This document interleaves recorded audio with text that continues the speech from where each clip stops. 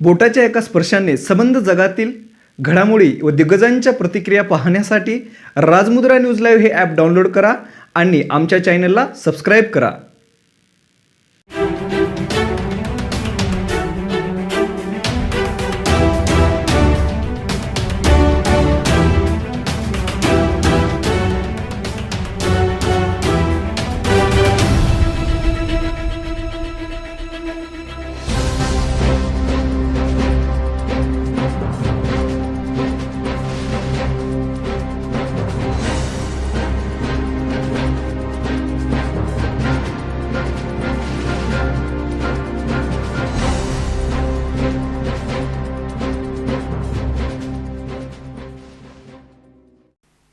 नमस्कार.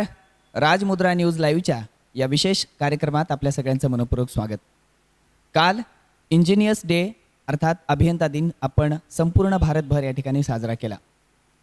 मोक्षगुंडम विश्वेश्वरय्या यांचं नाव आपण केवळ ऐकलं नाही तर त्यांच्या कामाला आपण या ठिकाणी सलाम म्हणून त्यांचा जन्मदिन आपण इंजिनियर्स डे अर्थात अभियंता दिन म्हणून साजरा करतो. राजमुद्रा न्यूज लाईव्ह देशातल्या संपूर्ण या देशाला नवा आकार देणाऱ्या इंजिनियर्सच्या कर्तृत्वाला कार्याला या ठिकाणी सलाम करते. या इंजिनियर्स डेच्या निमित्ताने इंजिनियर्सच्या कार्याला सलाम म्हणून किंवा त्यांच्या कर्तृत्वाला आदर म्हणून एक आदरांजली म्हणून आपण एक विशेष कार्यक्रम या ठिकाणी घेतो आहोत. इंजिनियरच्या सन्मानार्थ विशेष मुलाखतींचा या ठिकाणी आपण सदर घेतो आहोत. काही नामवंत इंजिनियर्सना या ठिकाणी आपण बोलवत आहोत. काल एक अशाच इंजिनियरची आपण मुलाखत बघितली. आज असेच इंजिनियर जे अधिकारी पदापर्यंत पोहोचले असा एक दिलखुलास गप्पांचा कार्यक्रम आज त्यांच्यासोबत आपण घेतो आहोत. त्यांचा परिचय मी या ठिकाणी सांगतो. कालही आपण जशी एक मुलाखत घेतली तशीच आजचीही मुलाखत आपण घेतो आहोत. आजचं हे उत्तुंग व्यक्तिमत्व आहे आणि आपल्या क्षेत्रामध्ये प्रचंड काम केलेलं व्यक्तिमत्व आज आपल्यासोबत आहे. आज आपल्यासोबत आहेत हदगावचे भूमिपुत्र ज्यांची सुरुवातीच्या काळातली ओळख जर आपण म्हटली तर 9 वर्षे त्यांनी शासकीय अभियांत्रिकी महाविद्यालयामध्ये अध्यापनाचं काम केलेलं आहे आणि त्यासोबतच त्यांनी 15 वर्षे नांदेड शहरामध्ये कार्यकारी अभियंता म्हणून आपली कारकीर्दही या ठिकाणी त्यांनी घालवलेली आहे आणि अनेक उल्लेखनीय कामे त्यांनी नांदेड शहरामध्ये या ठिकाणी केलेली आहेत. त्यासोबतच 2021ला पदोन्नती होऊन ते या ठिकाणी नांदेड शहरामध्ये अतिरिक्त आयुक्त म्हणून या ठिकाणी नियुक्त झाले आणि रुजूही झाले. त्यांच्या कारकिर्दीचा वाढता आलेख हा कायम चढताच आहे. अशा एका इंजिनियरचं एका अधिकाऱ्याचं आज आपल्या कार्यक्रमात स्वागत करूया ज्यांचं नाव आहे engineer Girish Kadam sir. Kadam sir आपल्या या कार्यक्रमात मनपूर्वक स्वागत. धन्यवाद. सर मगाशी मी आत्ता बोलताना आपल्या परिचयामध्ये म्हणालो की आपण वेगवेगळ्या ठिकाणी काम केलेलं आहे. आपण शिक्षक होतात, प्राध्यापक म्हणून आपण काम केलेलं आहे आणि काय म्हणू की कार्यकारी अभियंता म्हणून आपण होतात आणि आत्ता अतिरिक्त पदाचा आपण भार या ठिकाणी सांभाळत आहात आणि ही कारकीर्द आपली खूप मोठी आहे. कुठलाही एका मध्यवर्गीय कुटुंबातलं पालकांचं एक स्वप्न असतं की आपल्या मुलाने शिकावं आणि एक सुरक्षित नोकरी मिळवावी. त्या काळामध्ये तुम्ही इंजिनिअरिंगचं शिक्षण घेतलं ज्या काळामध्ये पालकांना किंवा ग्रामीण भागापर्यंत इंजिनिअरिंगची फार अशी माहिती नव्हती किंवा ते स्वप्न फार दुरापास्त होतं. हल्ली डॉक्टर आणि इंजिनियर बनणं एक सुकाळ झालेला आहे किंवा पालकांचं स्वप्न आहे किंवा एक बनण्यामागे त्याच्याकडे फार मोठा ओढा आहे. अनेक वर्षांपूर्वी आपण इंजिनियर बनण्याचं स्वप्न या ठिकाणी बघितलं होतं. तर खरं तर तुमची गुणवत्ता किंवा बुद्धिमत्ता त्याच ठिकाणी दिसली होती. तेवढ्या वर्षापूर्वी तुम्ही स्वतःला सिद्ध केलं. माझा प्रश्न जडणघडणीच्या अनुषंगाने आहे. हदगावसारख्या थोड्याशा ग्रामीण भागातला एक स्वप्नाळू मुलगा ते आज अधिकारी पदावर असलेला मुलगा हा प्रवास नेमका कसा होता? काय सांगाल याबद्दल? माझं मूळ गाव हदगाव तालुक्यात निवगा बाजार आहे आणि तिथं त्यावेळेस म्हणजे 80-84ला फक्त 7वीपर्यंत शिक्षणाची सोय होती आणि त्याच्यानंतर मग कुठंतरी जिल्ह्याच्या ठिकाणी जावं लागायचं. अच्छा. आणि मी शिकावं ही माझ्या वडिलांची खूप तळमळीची इच्छा होती. म्हणजे मी आज जे काय या पदावर आहे ते माझ्या वडिलांमुळंच आज या पदावर आहे. कारण का त्यांनी मला लहानपणापासूनच शिक नाही तर काही करणार भाग मिल्का भाग तशी परिस्थिती माझ्या बाबतीत घडली. त्यांनी म्हणजे मी नेहमी शिकावं, उंच डिग्री घ्यावं असं त्यांची अपेक्षा होती. म्हणून मग माझ्या वडिलांनी मला आमच्या काकाकडं परभणीला ठेवलं. माझं 8वी 9वी 10वी तिथं परभणीला झाली. त्यानंतर माझ्या वडिलांनी मग मला सगळ्यात टॉपचं कॉलेज त्यावेळेस राजर्षी शाहू कॉलेज होतं. अच्छा. आता तिथं नंबर पण लागणं शक्य नाही, होय होय. पण त्यावेळेस मी तिथं शेवटचा लागलो. त्याच्यानंतर जे काय मला 10वीचं मेरिट होतं त्यानंतर ते कधीच लागलं नाही. अच्छा. म्हणजे त्याच्यानंतर मी तिथं राजर्षी शाहू कॉलेजला मी 11वी-12वी केली. हम्म. त्याच्यानंतर मग तिथून मी इंजिनिअरिंग कॉलेजला ॲडमिशन घेतलं. अच्छा. आता तुम्ही म्हणले आपण इंजिनिअरिंग का घेतलं, कारण काय मला असं पाठ करणं वगैरे कुठली गोष्ट नव्हती, किंवा सायन्समध्ये वगैरे खूप अशी घोकमपट्टी करून असं झालं. मला घोकमपट्टी अजिबात आवडत नव्हती आणि माझं गणित बऱ्यापैकी होतं. अच्छा. म्हणून मी इंजिनिअरिंगच साईड निवडली. अच्छा. आणि त्याच्यानंतर हा इंजिनिअरिंगच्या 4 वर्ष मी औरंगाबाद गव्हर्मेंट इंजिनिअरिंग कॉलेजला पूर्ण केली. आणि त्याच्यानंतर तिथंच मी डिग्री झाल्या इमिडिएट मी साईटवर काम सुरू केलं, कारण काय वडील शिक्षक होते आणि घरची परिस्थिती पण बेताची होती. त्याच्यामुळे नोकरी करणं कर्मप्राप्त होतं. आणि त्या काळात आणि वडील गावाकडे अजिबात यायचं नाही अशी त्यांची धारणा होती, की कारण काय गावाकडे जर आला तर तू गावाकडेच राहशील आणि तुला तुला आता मी शिक्षण दिलं आणि तू गावाकडे नको, तिकडंच तू राहा. तिथंच मग मी इमिडिएट काही मित्राच्या ओळखीमुळं तिथंच एका साईटवर लागलो. सुरुवातीला मी 1000 रुपये नोकरी करून साईटला सुरुवात केली आणि दरम्यानच्या काळात MPSCची पण टेक्निकल MPSCची तयारी करत होतो. अशी टेक्निकल MPSCची तयारी करत असताना त्यावेळेस हा जो लेक्चरशिपचा त्यावेळेस महाराष्ट्रामध्ये खूप वॅकन्सी होती 97ला. तर मग त्यावेळेस भरपूर मोठी ॲड त्या लेक्चरशिपची आली होती आणि त्यावेळेस त्याची मेन पात्रता होती की BE सिव्हिल असायला पाहिजे होतं. आणि 95-94ला BE फर्स्ट क्लास असणं म्हणजे फार कमी असायचं. आम्ही 60 विद्यार्थी होतो, 60मध्ये फक्त 15 विद्यार्थी फर्स्ट क्लास होते, त्यापैकी 15वा मी होतो. म्हणजे मार्क त्यावेळेस भेटणं म्हणजे खूप कष्टाचं होतं. तर मी लास्ट पर्सन तिथं 15 होतो गव्हर्मेंट इंजिनिअरिंग कॉलेज औरंगाबादला. आणि त्या फर्स्ट क्लासमुळेच मला ती लेक्चरशिपची नोकरी पुण्याला लागली. आणि लेक्चरशिपची पुण्याला लागल्यानंतर पूर्ण आयुष्य शिक्षणात गेल्यामुळं आता हे नोकरी लागली आणि आपण ह्याच्यातच करिअर करू असं ठरवून मी करिअर सुरू केलं. मग ते लेक्चरशिपमध्ये पडलं तर त्याच्यात मग तुम्हाला PG करणं फार कंपल्सरी होतं. म्हणून मग मी तिथं इमिडिएटली तिथं COEPलाच म्हणजे कॉलेजला शिकत असतानाच PGसाठी ॲडमिशन घेण्याचं हे केलं. आणि ते ॲडमिशन मिळणं पण खूप अवघड गोष्ट होती, त्याला खूप कष्ट लागले मला, पण कदाचित माझ्या नशिबामुळे ते मला ॲडमिशन तिथं भेटलं आणि मी तिथं ME स्ट्रक्चर पूर्ण केलं. आणि मग ME स्ट्रक्चर पूर्ण करून मग तिथं 3 वर्ष केले आणि त्याच्यानंतर आमची बदली कराडला झाली. सर, आपण अनेक वर्ष या ठिकाणी कार्यकारी अभियंता म्हणून नांदेड येथे काम केलेलं आहे. पुन्हा अतिरिक्त आयुक्त आपण आहात. तुम्ही सुरुवातीला सांगितले की मला इंजिनियर का बनायचं होतं, याचं कारण तुम्ही सांगितलं की मला पाठांतर वगैरे जमायचं नाही किंवा मग शाब्दिक खेळ वगैरे जमायचं नाही. गणितात कसं असतं की एक मांडणी असते आणि त्याचं एक सूत्रबद्ध एक उत्तर असतं आणि ते ठरलेलं असतं. म्हणजे जी माणसं साहित्यामध्ये किंवा शब्दबंबाळ गोष्टींमध्ये नसतात त्यांना गणित फार सोपं जातं असं मला वाटतं. कारण वैयक्तिक माझा गणित हा विषय अवघड आहे, कारण मला साहित्यात रुची आहे. ते सामान्यतः आपल्याला बघायला मिळतं. होतं असं की सुरुवातीला विद्यार्थी काहीतरी ठरवतो की मला हे व्हायचं आहे. तुम्ही जसं इंजिनियर व्हायचं ठरवलं होतं. पण सर, ज्यावेळी तुम्ही इंजिनियर झालात, अगदी आपण प्राध्यापकाची एक नोकरी, एक वेगळं वळण होतं तिथे तुमचं, ते कदाचित ते ठरून नसेलही. तुम्ही ती नोकरी केली, तुम्ही मगाशी म्हणालात की परिस्थिती बेताची होते. पण सर, त्यावेळी तुम्हाला असं वाटलं होतं का की मी आयुक्त वगैरे होईन किंवा प्रशासकीय सेवेमध्ये मला जायचं आहे? हे कुठेतरी मनात होतं हे सगळं करत असताना, की हे अपघाताने झालं की काय असं होत गेलं, तुम्ही सकारात्मक निर्णय घेत गेलात? नेमकी एक इंजिनियर म्हणून किंवा मग तुम्ही लेक्चरर म्हणून काम केले, अतिरिक्त आयुक्त पदापर्यंत येण्यामागे नेमकं काय होतं मध्ये? सहज आहे का तुम्ही प्रयत्नपूर्वक आलात? तसं माझी अपेक्षा किंवा इच्छा अशी काही नव्हती. पण घरची परिस्थिती, वडील शिक्षक आणि त्याच्यामुळं नोकरी मिळणं हे खूप माझ्यासाठी म्हणजे नोकरी केलीच पाहिजे त्याच्याशिवाय दुसरा कुठलाही पर्याय नव्हता. त्याच्यामुळं मग मी लेक्चरशिपची नोकरी त्या फर्स्ट क्लासमुळं लागली आणि मग तिथं 3 वर्ष पुण्याला COEPला, नंतर 6 वर्ष कराडला काढले.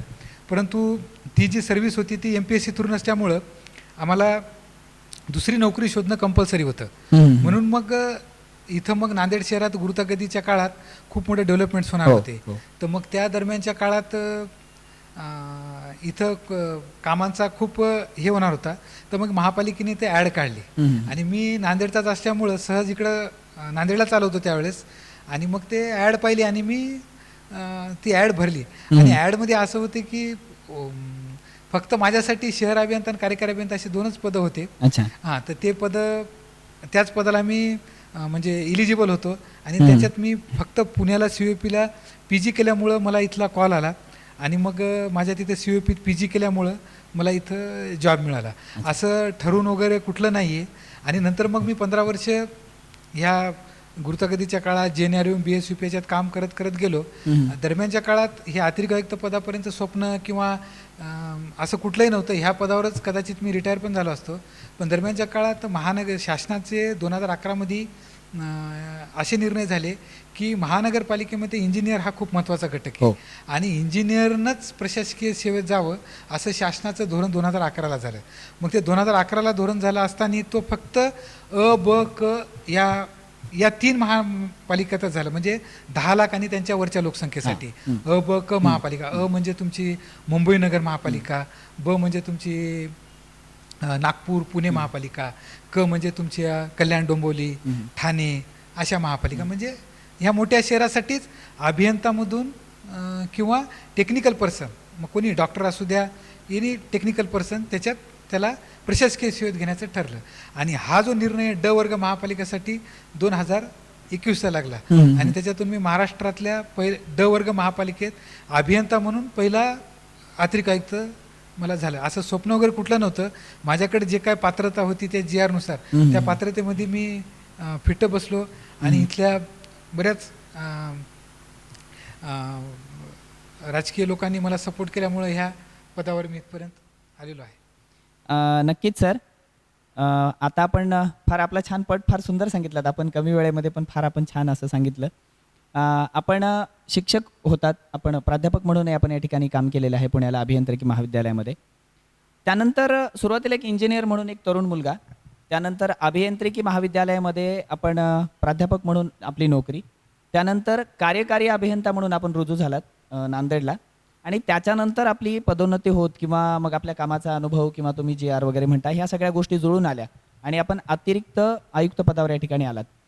सर, या वेगवेगळ्या पातळ्यांमध्ये काम करत असताना निश्चितच कामाचं स्वरूप वेगळं आहे किंवा निश्चित कामाचं ज्याला काय म्हणू की आपण एक आयाम ज्याला म्हणू किंवा त्याची व्याप्ती फार वेगवेगळी आहे. कारण लेक्चरर वेगळं, मग कार्यकारी अभियंता वेगळा, मग त्यासोबतच मग आयुक्ताचं थोडंसं व्याप्त असते. या सगळ्या टप्प्यांवर काम करत असताना आपले वेगवेगळे अनुभव कसे होते किंवा या सगळ्या कामांमध्ये आपल्याला वेगळेपणा नेमका कसा जाणवला आहे तिन्ही टप्प्यांवर? तिने सुरुवातीला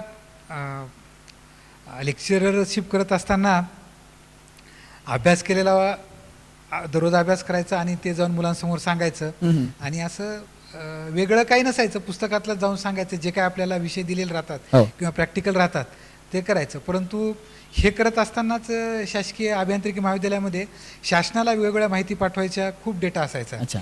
मग असं तिथं टायपिस्ट वगैरे कोणी नसायचं. मग आम्हीच स्वतः कॉम्प्युटर शिकवून ती माहिती करणे आणि आम्ही यंग असल्यामुळं त्यावेळेस प्रत्येक HOD आम्हालाच काम सांगायचं. मग आम्ही ते काम त्यांनी सांगितले आम्ही लगेच करायचो. त्याच्यामुळं प्रत्येक HODचं आम्ही खूप म्हणजे आम्ही त्यांचे लाडके होतो. त्यांचे इतके ॲप्रिशिएशन लेटर आम्हाला आहेत की खूप काम आहे. आणि नंतर मग 3 वर्ष मला ह्याचा अनुभव येण्याला पुण्याला थोडा त्रास झाला. पण 3 वर्षानंतर मग कराडला मात्र मी चांगला एक रेग्युलर प्राध्यापक म्हणून रुळलो. मग शिकवता मी विद्यार्थ्यांमध्ये पण प्रिय होतो आणि शिकवणं पण एकदम सुरळीत सोपं वाटू लागलं. आणि हे करत करत असताना बाकी पण ॲक्टिव्हिटी आम्ही करायचो. आणि मी कामामध्ये नेहमी हे असल्यामुळं मला वॉर्डनशिप, वेगवेगळे कॉलेजमध्ये जे काय कमिटी यायच्या त्या कमिटीचे हे पण करायचे. आणि सर्वात उल्लेखनीय काम माझं लेक्चरशिपमध्ये जर म्हणलं तर कराडला प्रत्येक गव्हर्नमेंट कॉलेज हे आता ॲटॉनॉमस झालेले जवळपास. तर ॲटॉनॉमस होण्यासाठी AICTE मार्फत कमिटी यायची. सगळे IITचे इंजिनियर्स आणि प्रोफेसर्स ते तपासायचे. तर कराडला त्यावेळेस 3च ब्रँच होत्या, सिव्हिल, मेकॅनिकल, इलेक्ट्रिकल. मी आणि एक माझा मित्र आता तो कराडला आहे लेक्चरर म्हणून. आम्ही एवढं उत्तुंग काम केलं तिथं की 3 ब्रँचेसमध्ये सिव्हिल अशी एकमेव ब्रँच होती की त्या ब्रँचला 5 वर्ष ॲक्रेडिशन भेटलं आणि बाकीच्या जे 2 ब्रँच होत्या इलेक्ट्रिकल आणि मेकॅनिकल त्याला 3 वर्षाचं भेटलं. आम्ही ते काम केल्यामुळे ते माझ्या लेक्चरशिपच्या जीवनातला सगळ्यात मोठा अनुभव आहे की मी तिथं असताना माझ्या सिव्हिल ब्रँचला 5 वर्षाचं ॲक्रेडिशन भेटलं, जे की बाकी ब्रँचला 3-3 वर्षाचं भेटलं. आम्ही खूप चांगलं काम केलं आणि सगळ्यांनी त्यावेळेस आमचं ॲप्रिशिएशन केलं. हे सगळ्यात मोठाचं माझा लेक्चरशिपमधला अनुभव. आणि त्याच्यानंतर इथं आल्यानंतर मात्र इथलं जे गुरुतागतीचे कामं, जेएनआरएमचे कामं सकाळी 8 घराच्या बाहेर गेलो ते 9-10 घरी यायला वेळ मिळायचा. त्याच्या आणि ह्या कामामध्ये जमीन आसमानचा फरक. पण स्वतः मला काम करण्याची एवढं हे की मला ते कधी वाटलं नाही आणि ते मी उत्तुंग पार केलं. आणि सर्वात महत्त्वाचं ह्या काळामध्ये मी जे काम केलं माझ्या गुरुतागतीच्या काळात, ते म्हणजे 2 पुलं माझ्या हातावर झाले, गोवर्धन घाटचा आणि हिंगोली गेटचा. तर हिंगोली गेटचा पूल होण्यामध्ये मी 24 घंटे तिथंच होतो. आमचे आयुक्त साहेब त्यावेळेसचे म्हैसेकर साहेब, त्यांचा मला एवढा सपोर्ट त्यावेळेस लागला की अण्णाभाऊ साठे चौक ते गुरुग्रंथ साहेब हे सोडून तू 24 घंटे तिथंच राहायचं, कुठं राहायचं नाही. त्याच्यामुळं आम्ही गुरुतागतीच्या ऑक्टोबर 2008 शेवटला आम्ही त्याच्याहून त्या ब्रिजहून पदयात्रा आम्ही नेलेली आहे. ती एक माझं नांदेड शहरात म्हणजे ज्या कामासाठी मला घेतलं त्याचं मी उत्तुंग साधन. आणि ह्याच्यात सर्वात सपोर्ट लागला मला पसरीच्या साहेबाचा. पसरीच्या साहेब नेहमी दर 15 दिवसाला यायचे, बेटा क्या है, क्या कम्फर्ट लेवल है. मी नेहमी म्हणायचं सर हो जाएगा. मी निगेटिव्ह कधी बोलत नाही, सर हो जाएगा. कम्फर्ट लेवल क्या है बेटा, तर हो जाएगा सर.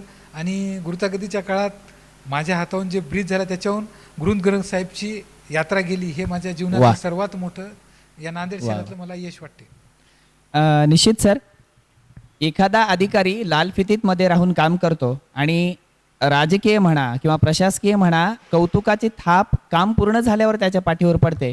मला असं वाटतं की त्याचं श्रमसाफल्य सारखं त्याला वाटतं. आणि एखादी गोष्ट ज्यावेळी आपल्या हातून पूर्ण होते आणि ते लोकहितासाठी वापरली जाते त्यावेळी एक अधिकारी म्हणून एक समाधानाची बाब असते की मी ते काम पूर्ण केलं म्हणून. त्या पुलाच्या बाबतीत असेल, गुरुतागतीच्या कार्यक्रमाच्या निमित्ताने, त्या अनुषंगाने अनेक आपण कामं या ठिकाणी केलेली आहेत. सर, आपण फार सुंदर आपल्या कामाचा या ठिकाणी आढावा सांगितलात. सामान्यतः होतं असं की महानगरपालिकेमधले जे काही वेगवेगळी पदं असतात, सामान्य लोकांना फारसं त्याच्याविषयी काही माहिती नसतं. म्हणजे एखादा अर्ज करण्यापर्यंत किंवा एखाद्या व्यक्तीकडे मी जाऊन माझं काम करायचं आहे हे त्यांना माहिती असतं, पण त्यामागे सिस्टीम कशी काम करते हेही त्यांना माहिती नसतं, किंवा कुठल्या अधिकाऱ्याकडे कुठली जबाबदारी आहे हेही त्यांना माहिती नसतं. सामान्यतः मलाही म्हणजे फारसं मलाही त्याच्यातलं काही माहिती नाही किंवा आपण त्याच्यापासून अनभिज्ञ असतो.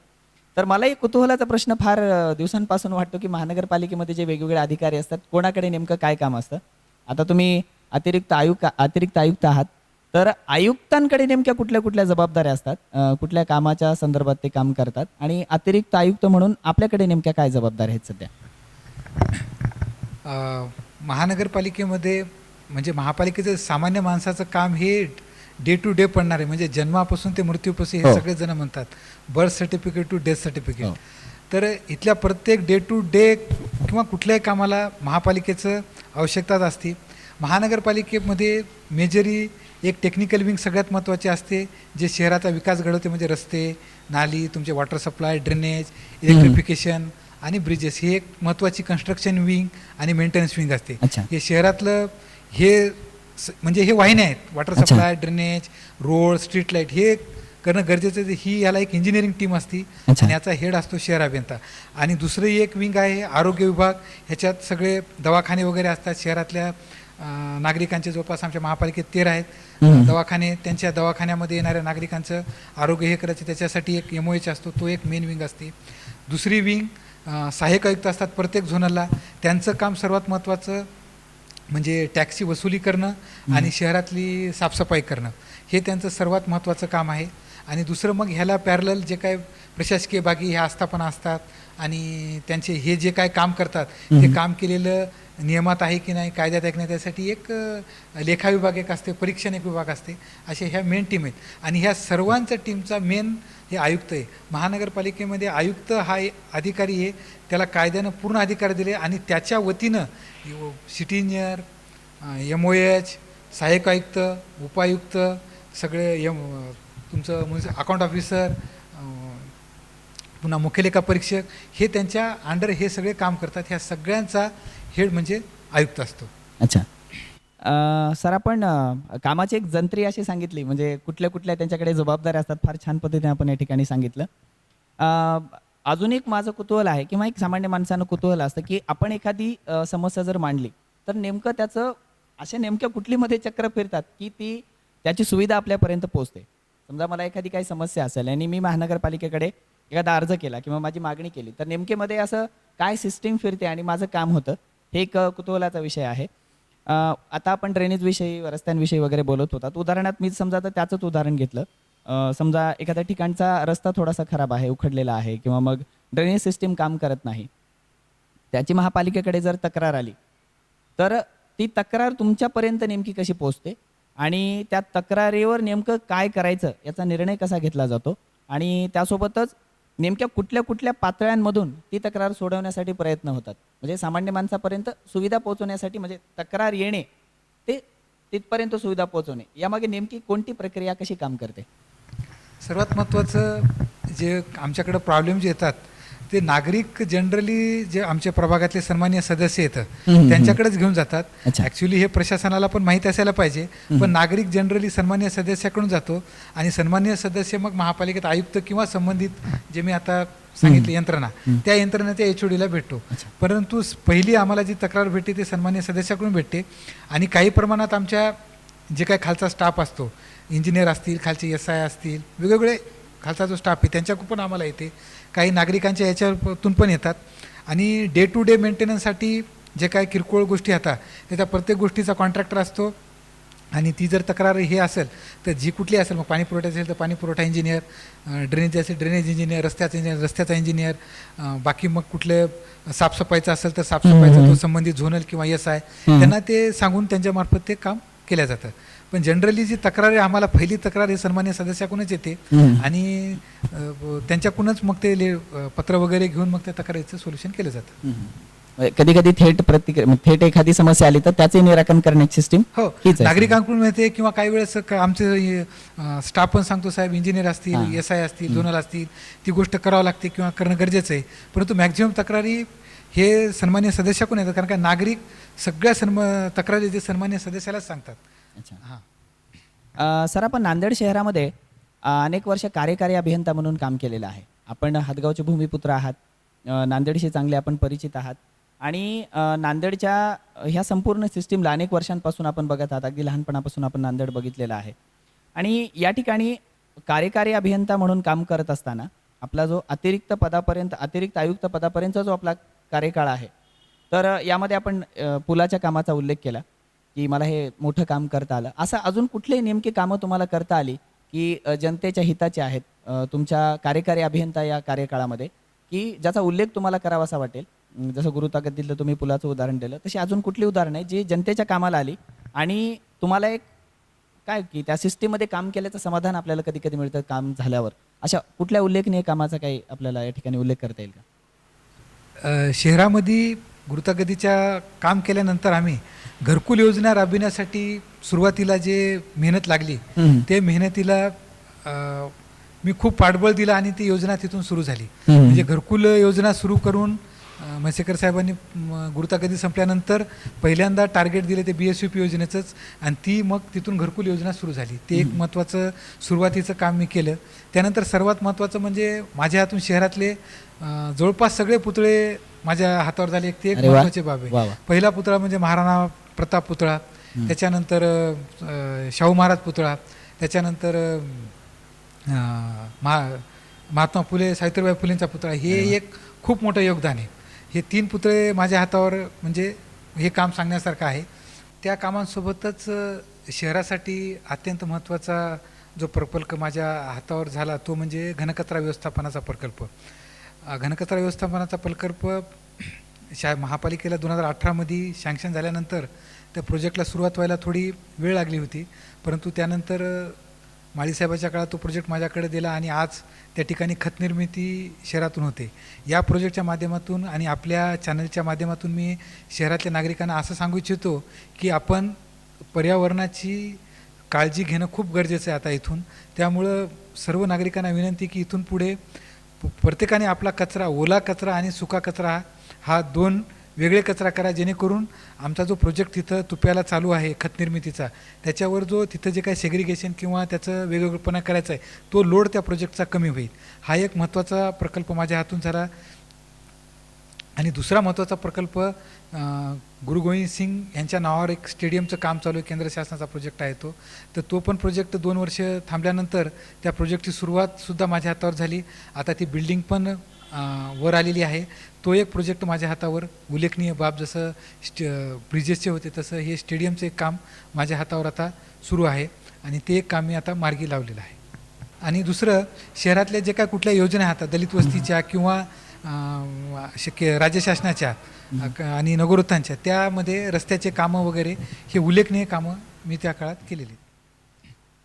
सर मगाशी जसं मी म्हणालो की आपण नांदेड जिल्ह्याचेच भूमिपुत्र आहात, तिथे तुम्हाला काम करण्याची संधी मिळाली आणि गुरुतागतीसारखी एक मोठी संधी त्या काळामध्ये होती. आपण त्या काळात अनेक कामं केली आणि नांदेडमध्ये प्रचंड मोठी विकास कामंही झाली. पण कुठलंही शहर हे एकदाच त्याचा विकास होत नाही. हळूहळू कुठली शहरं विकास पावत असतात आणि एका टप्प्यापर्यंत पोहोचायला कुठल्याही शहराला अनेक वर्ष लागतात, अगदी 50-100 वर्ष लागतात. आपण जशी इंग्रजीत म्हण आहे की आपण त्याला म्हणतो की एका दिवसात रोम बनत नाही, असं आपण जसं इंग्रजीत म्हणतो तसं कुठलंही शहर पूर्ण डेव्हलप व्हायला खूप मोठा काळ लागतो. नांदेड शहराला आपण अभियंता म्हणूनही पाहिलेलं आहे, आता अधिकारी म्हणूनही पाहत आहात किंवा नांदेड जिल्ह्याचे भूमिपुत्रही म्हणून आपण वेगवेगळ्या या टप्प्यांमधून नजरेने आपण दृष्टिकोनातून बघितलेलं आहे. तर नांदेड शहराच्या विकासासाठी नेमक्या कुठल्या कल्पना अजून राबवता येतील की इंजिनियर म्हणून, म्हणजे तुमच्यातला इंजिनियर ज्यावेळी एखादी गोष्ट बघितली की आता मी पेशाने जसा शिक्षक आहे की मला एखाद्या ठिकाणी बघितल्यावर मला असं वाटतं की हे असं असायला पाहिजे होतं, शिक्षण क्षेत्रातली गोष्ट ही अशी असली पाहिजे होती. एक इंजिनियर म्हणून नांदेड शहरामध्ये कुठल्या अशा नेमक्या गोष्टी असतात की ज्या अजून छान पद्धतीने आपण करू शकतो असं आपल्याला वाटतं? नांदेड शहरामध्ये सध्या जे ट्रॅफिकची समस्या खूप मोठ्या प्रमाणात आहे. तर त्याच्यामुळं ती ट्रॅफिकची समस्या सोडवण्यासाठी काही ठिकाणी फ्लायओव्हर्स, काही ठिकाणी अंडरग्राउंड्स हे करणं खूप गरजेचं आहे. आता तो विषय सगळा निधीचा विषय असतो, परंतु सध्या शहराला एकमेव जर गरज म्हणली तर ट्रॅफिकची समस्या सोडवणं फार गरजेचं आहे. कारण का शहराच्या आउटस्कर्ट्सवर सगळे बाहेरून म्हणजे नांदेड जिल्ह्याच्या आजूबाजूचे सगळे जिल्हे असतील, समजा यवतमाळ असतील, हिंगोली असेल, परभणी असेल किंवा छोटे छोटे तालुके, त्यांचं प्रत्येकाचं घर इथं नांदेड शहरात किंवा आउटस्कर्ट्समध्ये आहे. शहराची लोकसंख्या जरी 6.5 लाख लोकसंख्या असली तरी हे शहर 10 लाख लोकसंख्येला सध्या कॅटर करतं आहे. त्याच्यामुळं प्रथम या शहराला ट्रॅफिकची समस्या सोडवण्यासाठी आता सगळ्यात महत्त्वाचं आहे, महापालिकेनं 70 किलोमीटरचे रस्ते BNCला हँडओव्हर केलेले आहेत. तर त्याच्यात ते रोड वाइंडिंगचे कामं सगळे त्याच्यात हाती आहेत. त्यामुळं एक 10 वर्ष पुढचे ट्रॅफिकची समस्या राहणार नाही. जर ते शहरातले पूर्ण रस्ते झाल्यानंतर पुढचे 10 वर्ष ट्रॅफिकची समस्या राहणार. सध्या शहराला मेन ट्रॅफिकच एक हा विषय आहे, तो सगळ्यात महत्त्वाचा आहे. सर अगदी बरोबर आहे, नांदेड शहरामध्ये ट्रॅफिकची समस्या आहे. कारण अनेक वर्षापूर्वी रस्ते बनलेले आहेत. ते तत्कालीन परिस्थिती जशी होती, त्या काळचे इंजिनियर्स असतील, लोकप्रतिनिधी असतील किंवा काम करणारी सिस्टीम असेल, त्यांनी त्या काळचा विचार करून अतिशय सुसंगत रस्ते असे बनवले होते. पण काळ बदलला की गरजाही बदलतात. त्याच्यानुसार तुम्ही जसं म्हणालात की आज ट्रॅफिक आहे तर फ्लायओव्हर, ब्रिजेस वगैरे बऱ्याच ठिकाणी व्हायला पाहिजे. तसे निश्चितच येत्या काळामध्ये नांदेडला हे सगळं होईल आणि अपेक्षा करूया की नांदेडची ट्रॅफिकची समस्यासुद्धा या ठिकाणी सुटेल. सर आपण बऱ्याच वेळापासून इंजिनिअरिंगच्या कामाविषयी आपण या ठिकाणी बोलतो आहोत. इंजिनियर्स डेच्या निमित्ताने आपण ही मुलाखत घेतो आहोत. बऱ्याच क्षेत्रामध्ये बऱ्याच लोकांचं महत्त्व अधोरेखित होताना आपल्याला दिसतं. उदाहरणार्थ शिक्षकांचं महत्त्व किंवा डॉक्टरांचं महत्त्व, कलाकारांचं महत्त्व, राजकीय नेत्यांचं महत्त्व आपल्याला या ठिकाणी दिसतं किंवा वेगवेगळ्या क्षेत्रात काम करणाऱ्या मंडळींचं आपल्याला महत्त्व या ठिकाणी प्रत्येक कार्यक्रमातून किंवा त्यांचा उदो होताना दिसतो. पण इंजिनियर एक अशी गोष्ट आहे ज्याचं फारसं कुठेही नाव येत नाही. कारण इंजिनियर्स मेक्स द वर्ल्ड असं आपण म्हणतो. कारण अभियंते हे जग घडवतात आपल्या कल्पकतेतून, आपल्या सुंदर हातांमधून आणि आपल्या बुद्धिमत्तेतून या जगाला नवा आकार देण्याचं काम करतात. पण ज्यावेळी त्या जगाला आकार मिळतो त्यावेळी इंजिनियर्सचं नाव कुठेही नसतं. कारण आपण बघतो ना की या भारताच्या भूमीवर सुद्धा हजारो वर्षांपासून अनेक या ठिकाणी वेगवेगळ्या इमारती आहेत, अनेक किल्ले आहेत किंवा वेगवेगळे महाल आहेत. पण त्या काळातल्या शासकांची नावं आजही आपण घेतो, पण बांधकाम करणाऱ्यांची नावं किंवा त्याच्या मागे कोणाचं डोकं होतं हे आपण सोयीस्कररित्या कदाचित विसरून जातो. हे आपण लक्षात ठेवत नाही. मग तुम्ही स्वतः इंजिनियर बरीच वर्ष म्हणून काम केलेलं आहे, तर तुम्हाला काय वाटतं की हे जग घडवण्यामध्ये इंजिनियर्सचा नेमका काय योगदान आहे किंवा या जगासाठी इंजिनियर्स किती महत्त्वाचे आहेत किंवा इंजिनियर्सने या जगाला काय दिले किंवा इंजिनियर्सला वगळून हे जग कसं असेल, असं काय वाटतं आपल्याला याबद्दल? इंजिनियरच्या अर्थात त्याचा इंजिनियरचा जो फॉर्म होतो तो माणूस असा की ही give solution to the problem. हां. त्याचं कुठलाही प्रॉब्लेम असेल तर त्याचं सोल्युशन कोण देणार, तर इंजिनियर. इंजिनियर. मग तो इंजिनियर कुठला का असेल, सिव्हिल, मेकॅनिकल, इलेक्ट्रिकल, कम्प्युटर, आज वेगवेगळ्या ब्रँचेस आले आहेत, तर solution to the any problem is engineer. आता आपली सिस्टम जी आहे किंवा राजे महाराजापासून जी आलेली आहे ते त्या सिस्टमनुसार चालू आहे, पण इंजिनियर हा काम करतो आणि लोकांना सुविधा देतो, हे त्याच्यामध्ये त्याचं खूप मोठं हे आहे. प्रत्येकानं आता इंजिनियर्सला वगैरे काम करताना प्रोत्साहन देणं खूप गरजेचं आहे. होय. आणि त्यानं केलेलं काम त्याचा नेहमी पुरस्कार देणं. आता पहिले पुरस्कार वगैरे होते, आता ते पुरस्कार पण थोडे बंद झालेत. तर इंजिनियरला नेहमी त्याच्या पाठीवर हात थोपवणारं कोणी जर असेल तर त्याच्यामध्ये हे होते. इंजिनियर एक असा माणूस आहे की त्याला जर कुठला एक 10 लोक दिले, त्यातले जो इंजिनियर आहे 10 लोक वेगवेगळ्या टाईपनं प्रॉब्लेम सॉल्व्ह करतील, पण इंजिनियर हा 9 लोकांपेक्षा वेगळ्या पद्धतीने तो प्रॉब्लेम सॉल्व्ह करतो. हे त्याच्यात क्या एक बात वेगळी शैला असते, किंवा त्याचं शिक्षण किंवा त्याचा जो काय अभ्यासक्रम आहे किंवा तो जे जडणघडण आहे ती त्याच्यातून गेल्यामुळं तो कुठलंही एखादी गोष्ट सांगितली तर पटकन करणे. तुम्हाला साध्या रेल्वे स्टेशनवर गेले एखादा माणूस जर काही बघायचं असेल तर त्या दुसरा माणूस वेगळ्या दृष्टीने बघतो, पण इंजिनियर तो वेगळ्या दृष्टीने बघतो. म्हणजे त्याच्याकडे एक नेहमी एक हे असते की बाबा हे असं असेल, त्याचं नेहमी ती थिंकिंग जी राहती ती वेगळी असते. त्याच्यामुळे तो वेगळ्या प्रकारे काम करू शकतो.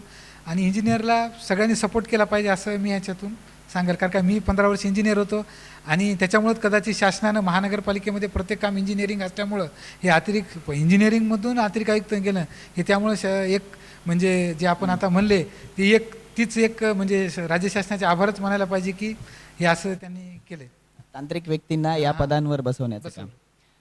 निश्चित सर, प्रत्येक व्यक्तीला दृष्टी असते, पण इंजिनियर्स अर्थात अभियंते हा दृष्टिकोन घेऊन या ठिकाणी प्रत्येक ठिकाणी जात असतात आणि आपली कल्पकता, आपली बुद्धिमत्ता ही प्रत्येक गोष्टीत प्रत्येक ठिकाणी वापरत असतात.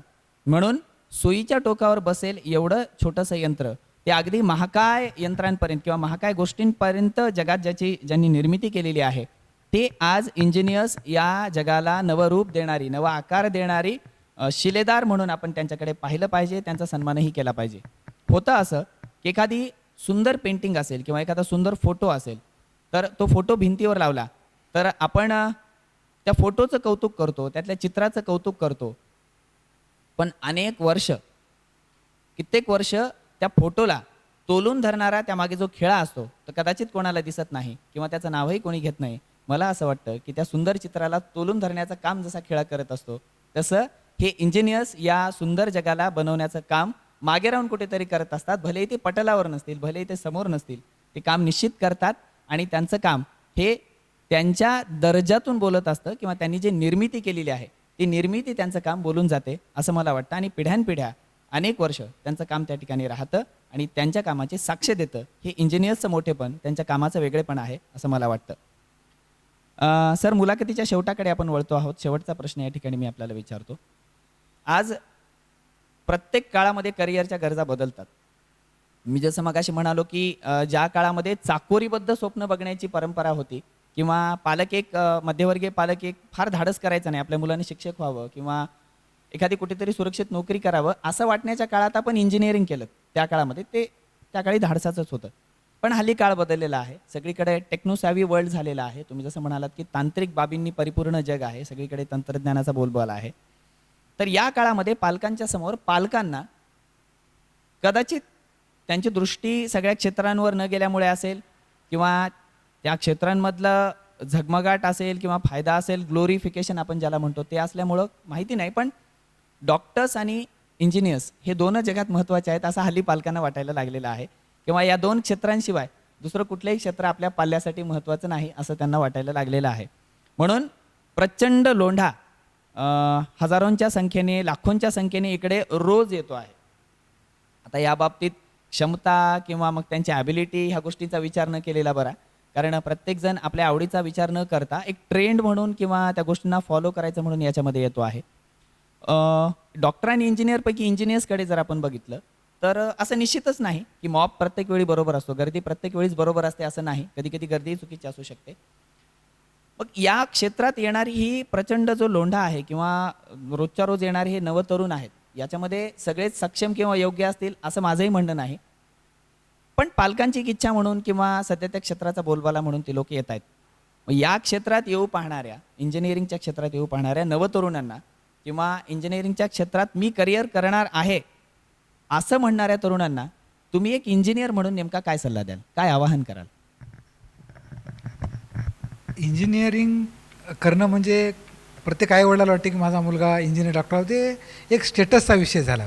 म्हणजे किंवा प्रत्येकाला आणि मेन त्याच्यात आणि नोकरी मिळणं एक त्याच्यात सगळ्यात सोपं असं वाटते कुठल्या, कारण का सगळ्यात जास्त नोकऱ्या ह्या कुठल्या कंपन्या किंवा कुठेही जर असतील तर त्या इंजिनिअरिंगमध्ये सगळ्यात जास्त नोकऱ्या आहेत. आणि टेक्निकल कामालाच महत्त्वाचं जास्त आहे, नॉन टेक्निकलला जॉब्स पण कमी असतात. त्याच्यामुळं कदाचित सगळे लोक टेक्निकल साईडकडे वळतात. आता मी पण टेक्निकल साईड का त्याचं तेच कारण होतं की बाबा पटकन नोकरी मिळते. आता लोक डिप्लोमा करतात, ITI करतात, कारण काय लाखोच्या आहे ना त्यांना जॉब राहतात. हो. आता वेदांताचा विषय 1.5 लाख लोकांच्या, त्याच्यात ते सगळे इंजिनियर किंवा ITI किंवा या टाईपचेच लोक राहिले असतात वेगवेगळ्या फील्डचे. होय. त्याच्यामुळं कदाचित सगळे लोक येतात, काही स्टेटसमुळे येतात. परंतु माझं म्हणणं एकच आहे की कुठलीही तुमची फील्ड निवडा, त्याच्यात तुम्ही पारंगत असले पाहिजे. मग ती म्हणजे निष्ठा आणि अभ्यासाने तुम्हाला त्याच्यात परिपूर्णच असलं पाहिजे. जे परिपूर्ण अभ्यास करते तेच इथून टिकल. आणि तुम्हाला कॉम्प्युटरायझेशन आणि अभ्यास हे 2 गोष्टी आजच्या डेटला सगळ्यात महत्त्वाच्या आहेत. उगा इंजिनिअरिंगला आलं, काहीतरी केलं, डिग्री घेतली, त्याला भविष्यात काही व्हॅल्यू नाही. तुम्हाला प्रत्येक गोष्ट कोणची, का, कशामुळं, कुठं, कधी वापरायची, हे प्रत्येक गोष्ट तुम्हाला समजली पाहिजे. त्याच्यासोबत तुम्हाला आजकाल प्रत्येक गोष्टीची कुठली का ब्रँच असं नाही, त्याला प्रत्येक गोष्टीला सॉफ्टवेअर आहेत, ते तुम्हाला सॉफ्टवेअर आले पाहिजेत. म्हणजे कम्प्युटर कंपल्सरी, सॉफ्टवेअर कंपल्सरी, तरच तुमचा टिकाव लागू शकेल. कारण काय प्रचंड कॉम्पिटिशन झालेलं आहे आणि त्या प्रमाणात नोकऱ्या नाही आहेत. त्याच्यामुळं तुम्हाला बाबा ह्या क्षेत्रात यायचं तर पूर्ण अभ्यास आणि निष्ठा आणि प्रामाणिकपणा काम करायची इच्छा असेल तरच या क्षेत्रात यावं. आणि पूर्ण ज्ञान आत्मसात करण्याची आणि पूर्ण सॉफ्टवेअर्स वगैरे सगळं शिकण्याचे असेल तरच हे क्षेत्र निवडावं अशी मी लोकांना सांगतो. ह्याच्यात म्हणजे शॉर्टकट कुठला नाही आहे. तुम्ही मेहनत केली तरच तुम्हाला ह्याच्यात यश आहे, अन्यथा शॉर्टकटला ह्याच्यात कुठलंही हे नाही आहे. There is no shortcut to success. यशाला कुठलाही हा कमी लांबीचा मार्ग नसतो किंवा परिश्रमाविना यश मिळत नाही असं आपण म्हणतो. हे जग सुंदर करण्यासाठी ज्या इंजिनियर्सनी या क्षेत्रामध्ये पाऊल ठेवावं असं ज्यांना वाटतं ते परिपूर्ण असावेत, आपल्या मनाने किंवा आपल्या आवडीनुसार शिक्षण घेतलेलं असावं. कारण उद्या येऊन या क्षेत्रामध्ये त्यांना प्रचंड काम करायचं आहे, प्रचंड या ठिकाणी मेहनत त्यांना घ्यायची आहे. इंजिनियर्स डे आपण काल साजरा केला. अनेक दिवस आपण ह्या मुलाखती घेतो आहोत आणि काल इंजिनियर्स डे आपण या ठिकाणी भारतभर साजरा केला. त्यानिमित्ताने आपण एका इंजिनियरची मुलाखत बघितली. आजही आपण एका उत्तुंग कार्य करणाऱ्या कर्तव्यदक्ष अधिकाऱ्याची आपण मुलाखत बघितली. त्यांच्या इंजिनिअरिंग कारकिर्दीविषयी आपण जाणून घेतलं आणि उद्याही पुढच्या भागामध्ये आपण एका इंजिनियरसोबत आपण भेटणार आहोत, त्यांच्या कारकिर्दीविषयी जाणून घेणार आहोत. ही इंजिनियर्सच्या कार्याला सलाम करणारी राजमुद्रा न्यूज लाईव्हतर्फे ही जी मालिका आपण सुरू केलेली आहे, या मालिकेमध्ये अनेक इंजिनियर्स आपल्याला भेटणार आहेत. त्यांच्या कार्याचा उलगडाही या ठिकाणी होणार आहे. तुमच्या आणि आमच्या मनातले प्रश्न आपण त्यांना विचारणार आहोत. आज इंजिनियर गिरीश कदम सर आज आपल्या स्टुडिओमध्ये आले आणि त्यांनी या ठिकाणी आपल्याला मार्गदर्शनही केलं. आपल्या अनेक प्रश्नांना दिलखुलास उत्तरं दिली. इंजिनिअरिंग क्षेत्रातल्या अनेक नव्या गोष्टी आपल्याला माहिती झाल्या आणि अभियंत्यांविषयी आपल्या मनात असलेला आदर दुणावला, वाढला असं या ठिकाणी मी सांगतो. आणि त्यांनी वेळातला वेळ काढून आज स्टुडिओमध्ये येऊन ही मुलाखत दिली, प्रश्नांना उत्तरं दिली, त्याबद्दल सरांचं मनपूर्वक आभार व्यक्त करतो. धन्यवाद. धन्यवाद.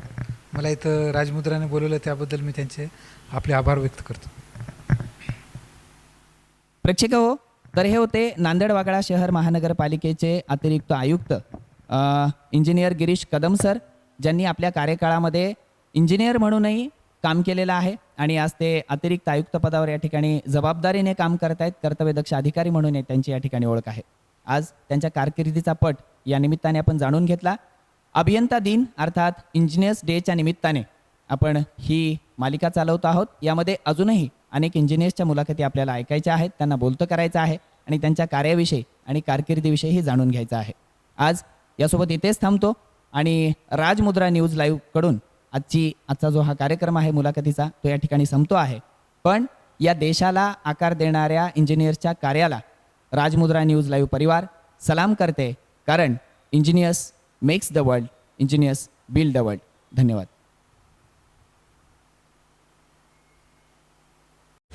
ताज्या घडामोडी पाहण्यासाठी राजमुद्रा न्यूज लाईव्हला सबस्क्राईब करा, बेल आयकॉन प्रेस करा.